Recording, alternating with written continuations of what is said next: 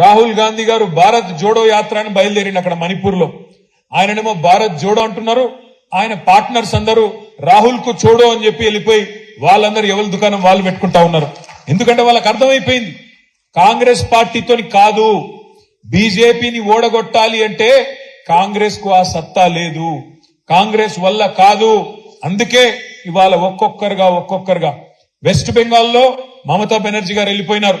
నేను రాహుల్ గాంధీతోని కాంగ్రెస్ పార్టీతోని పని చేయలేను, నా పోటీ నేనే చేసుకుంటా అని మమతా బెనర్జీ గారు వెళ్ళిపోయినారు. అరవింద్ కేజ్రీవాల్ గారు ఢిల్లీలో పంజాబ్ లో మా వల్ల కాదు ఈ కాంగ్రెస్ పార్టీ యొక్క అహంకారాన్ని భరించడం, మేము కూడా వెళ్ళిపోతున్నామని చెప్పి వాళ్ళు కూడా వెళ్ళిపోయినారు. తర్వాత ఇప్పుడే చూస్తా ఉంటే ఇక్కడికి వచ్చేటప్పుడు బీహార్ లో నితీష్ కుమార్ గారు మా వల్ల కాదు కాంగ్రెస్ పార్టీని భరించడం, నేను కూడా వెళ్ళిపోతున్నా, బీజేపీని కొట్టాలంటే మళ్ళా వీళ్ళతోనైతే కాదు అని చెప్పి ఆయన కూడా వెళ్ళిపోతా ఉన్నాడు. కేరళలో సిపిఎం పార్టీ నిన్న మొన్నటి దాకా వాళ్ళు కూడా మేము కాంగ్రెస్ తో కలిసి పనిచేస్తామన్నారు. వాళ్ళు కూడా ఏమంటున్నారు, ఇప్పుడు రాహుల్ గాంధీతోని కాంగ్రెస్ పార్టీతోని కలిసి పని చేయలేము అని చెప్పి వాళ్ళు కూడా వెళ్ళిపోతా ఉన్నారు.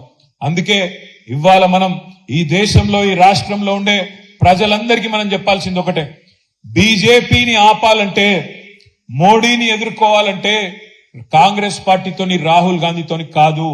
ఎవరి వల్ల అవుతుంది అంటే ప్రాంతీయంగా బలమైన నాయకులుగా ఉన్న ఒక కేసీఆర్ వల్ల, ఒక మమతా బెనర్జీ వల్ల, ఒక అరవింద్ కేజ్రీవాల్ వల్ల, ఒక పినరాయి విజయన్ లాంటి నాయకుడు ఎవరి రాష్ట్రాల్లో వాళ్ళు అక్కడ గెలుచుకోగలిగితే అట్లయితేనే బీజేపీ నిలువరించగలుగుతాం తప్ప, లేకపోతే మాత్రం కాంగ్రెస్ పార్టీని నమ్ముకొని ఇవాళ ఈ దేశంలో రాజకీయం చేయాలని ఎవరన్నా అనుకుంటే కుక్కతోక పట్టుకొని గోదావరి ఇదినట్టే అనే మాట కూడా ఈ సందర్భంగా నేను మీకు విజ్ఞప్తి చేస్తా ఉన్నా.